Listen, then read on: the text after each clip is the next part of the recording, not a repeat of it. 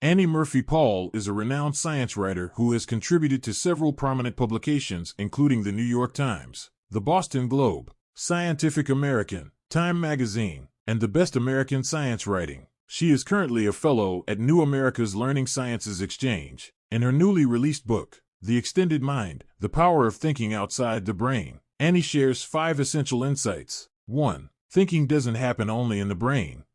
Over 2 decades ago, Andy Clark and David Chalmers, 2 eminent philosophers, posed a puzzling question in their journal article, Where Does the Mind Stop and the Rest of the World Begin? At first glance, one might assume that the mind is confined within the boundaries of the head, limited to the brain and its neural activity. However, Clark and Chalmers challenged this assumption by proposing that the mind is not solely contained within the skull. Instead, they argued that the mind has the ability to expand beyond the physical boundaries of the brain by utilizing external elements to aid in the thinking process. This concept of the extended mind is rooted in the notion that human cognition is not limited to the biological confines of the brain, but rather is augmented by the use of tools, technology, and even other individuals. By incorporating these external factors into our thinking, we are able to process information and solve complex problems in ways that would not be possible with the brain alone. 2. We extend the mind with the body. In Western culture, it is common to perceive the mind and body as distinct entities. However, the emerging field of embodied cognition is revealing that the process of thinking is not limited to the brain, but also involves the entire body. This is supported by various studies that demonstrate the connection between physical sensations and cognitive processes. For instance, the way we perceive and interact with the world is influenced by our bodily experiences, such as the sense of touch, movement, and even our posture. Even abstract concepts, such as time, language, and emotions, are shaped by our physical experiences. Therefore, understanding the relationship between the mind and body is crucial for a comprehensive understanding of human cognition and behavior. It's common in our culture to compare the brain to a computer, but this is a deeply flawed analogy. Our body has a significant impact on the way we perceive, react, and think. The internal sensations of the body, commonly known as gut feelings, help us make sound decisions and connect with others effectively. Tuning into these inner signals can provide us with valuable insights that we might otherwise miss. Contrary to popular belief, our body movements play an essential role in our thought processes. We often associate serious thinking with sitting still. However, research shows that physical movements such as walking, exercising, or acting things out can enhance our mental processes in ways that sitting down cannot. In addition to body movements, the gestures we make with our hands are also critical in extending our thinking. Research indicates that our most advanced and innovative ideas often manifest first in the motions of our hands, which we later use to inform and construct a verbal account of our thoughts. These gestures have the power to capture and express concepts that we have not yet put into words, making them a valuable tool for exploring and communicating complex ideas. 3. We can also extend our minds with physical space.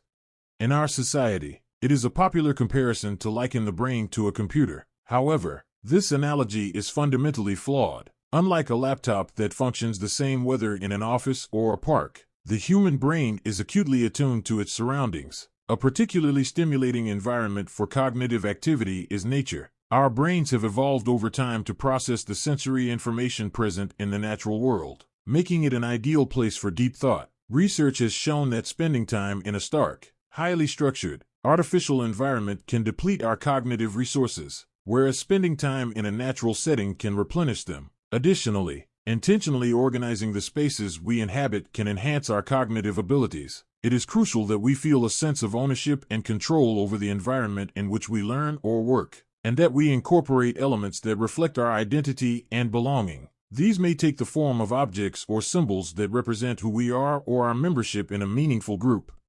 In order to think the intelligent, informed, original thoughts we're capable of, we can't rely on the brain alone. We have to think outside the brain. 4. We can extend our minds with the social interactions we have with other people. Often, we tend to perceive real thinking and intellectual activities as solitary pursuits that involve intense concentration, seclusion, and introspection. However, research shows that our cognitive abilities and problem-solving skills are significantly enhanced when we engage with others and participate in social activities such as debating, storytelling, and teaching. These social interactions trigger and activate unique mental processes and cognitive functions that remain dormant when we are working alone.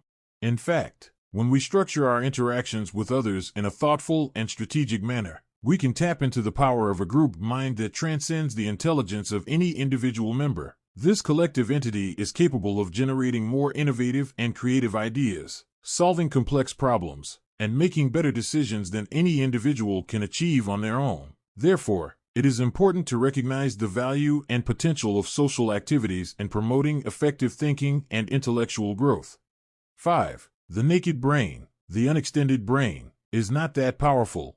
Over the past 2 decades, much attention has been given to the remarkable abilities of the human brain. However, what has received less attention is the extensive research on the brain's limitations. These limitations are not determined by variations in individual intelligence, but are inherent in the structure and function of the brain as a biological organ. The brain evolved to perform tasks that are significantly different from the demands of our modern knowledge-based society. This means that our brains have inherent limitations that affect how much information we can process, how we reason, and how we make decisions. Understanding these limitations is crucial for developing effective learning strategies, designing better technologies, and maximizing our cognitive potential.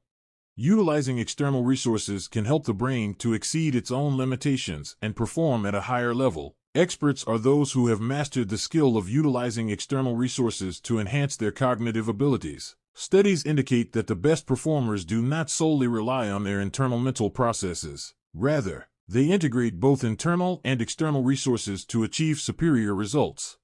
It's amazing how much we can achieve when we open ourselves up to thinking beyond our brain. There's a whole world of insight, memory, focus, and drive waiting for us when we embrace this way of thinking. To truly tap into our potential and come up with truly original ideas, we need to expand our perspective beyond what our brain can offer. 6. Making it practical. In the book, Paul explores how to extend the mind through principles that move thinking beyond the brain to our bodies, surroundings, and relationships. Habits of mind offload information. In order to improve our mental efficiency, it is important to offload information from our brains and put it into the external world. This can be achieved through various methods, such as journaling, where we write down our thoughts and ideas on paper. Another way to facilitate offloading is by designing tasks in such a way that allows us to focus on one part of the task while offloading another. This technique can be especially helpful for learning in the flow of work.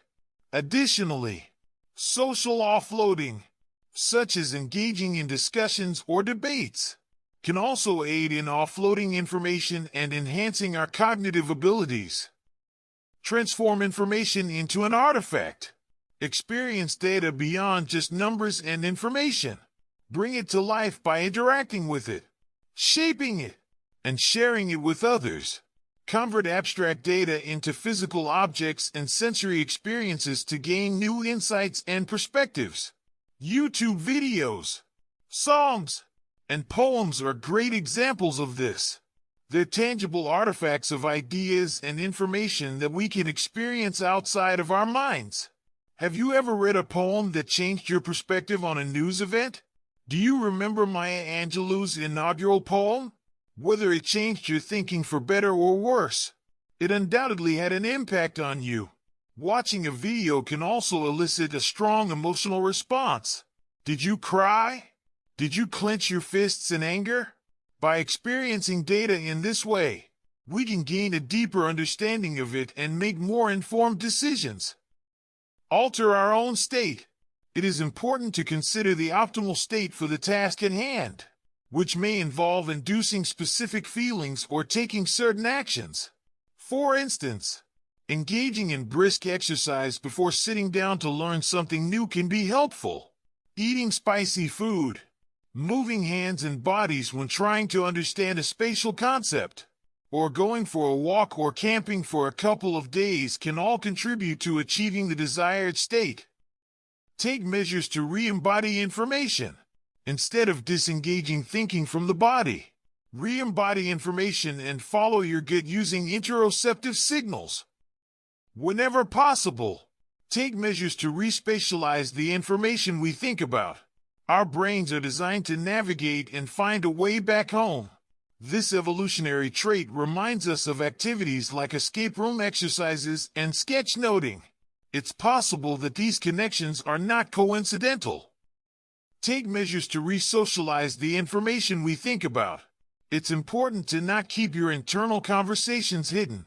When we engage in conversations and exchange stories with others, it triggers interoceptive signals that can help guide our decision-making. If we only rely on our internal thoughts, we may limit ourselves or even replace them with false signals. As social creatures, we benefit from involving others in our thought process to enhance our thinking abilities. Manage our thinking by generating cognitive loops. Paul quotes Andy Clark, "When computer scientists develop artificial intelligence systems, they don't design machines that compute for a while. Print out the results. Inspect what they have produced. Add some marks in the margin. Circulate copies among colleagues. And then start the process again. That's not how computers work, but it's how we work." Final conclusion. The author notes, learning to extend the mind should be an element of everyone's education. It's true that the extended mind is not a topic covered in any school or workplace training. It's up to individuals to uncover this concept on their own, and not everyone succeeds in doing so.